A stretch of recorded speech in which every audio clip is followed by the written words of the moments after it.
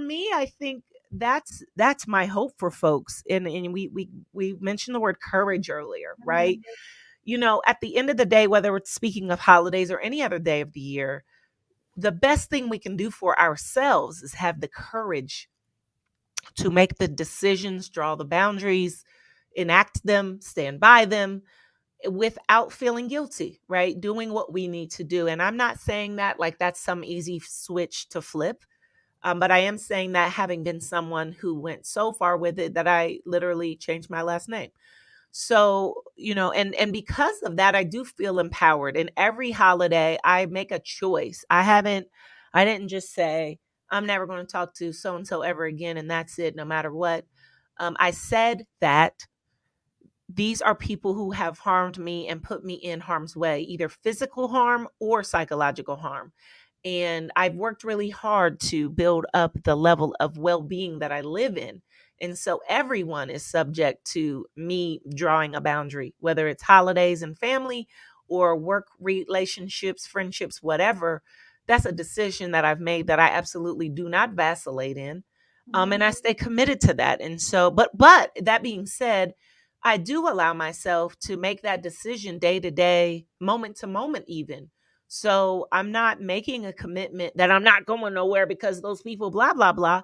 But I am making the commitment that I'm going to check in with myself and I'm going to decide either leading up into or day of as to how I'm feeling and what I am open to exposing myself to. And I think that's the one piece that I hope for others to have is to have the courage to lean into honoring what it is you feel like you need and or don't need in order to live your best life during the holidays and beyond. It just, for me, it really breaks my heart to see how much people not only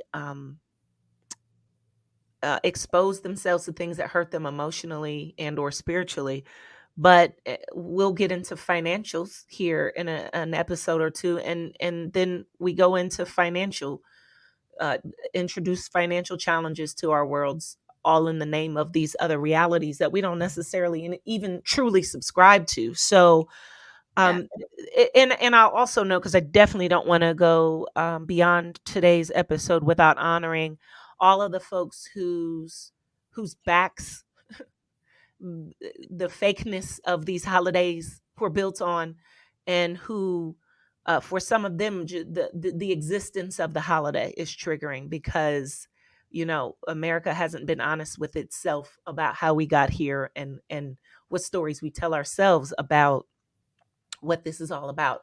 And so I do want to just pause and honor all the folks who um, maneuver difficult emotional realities due to what was done to their ancestors, and perhaps is still being done in the name of these here holidays that we so-called joyously enjoy. So anyway, Blaine, thoughts?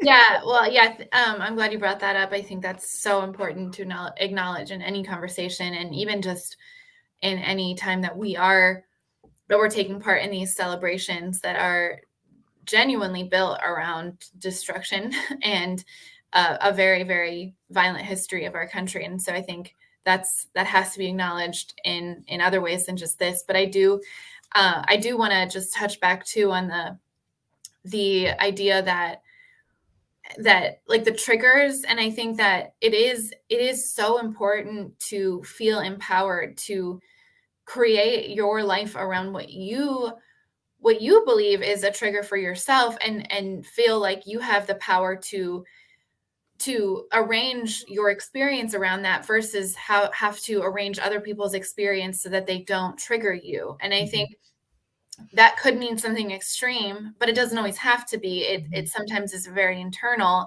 and just having those things in place in your head where someone does something or says something, the family, the uncle, the racist uncle that everyone has says something, or like, or yeah, and I think like that, or the social media post that is sad or whatever because you don't have that person, or you're lonely on the holidays, and it's stressful, it's all these things, and you're seeing these posts and it's not so stressful for everyone else. That trigger is, again, that's something that you don't necessarily even have to do something about. Like maybe it is you turn off social media for the day, but it's also maybe just the way that you speak about it to yourself, and Mhm. the sense of empathy that you have for others, I think is big. And I think knowing that they can have their experience and it not make your experience worse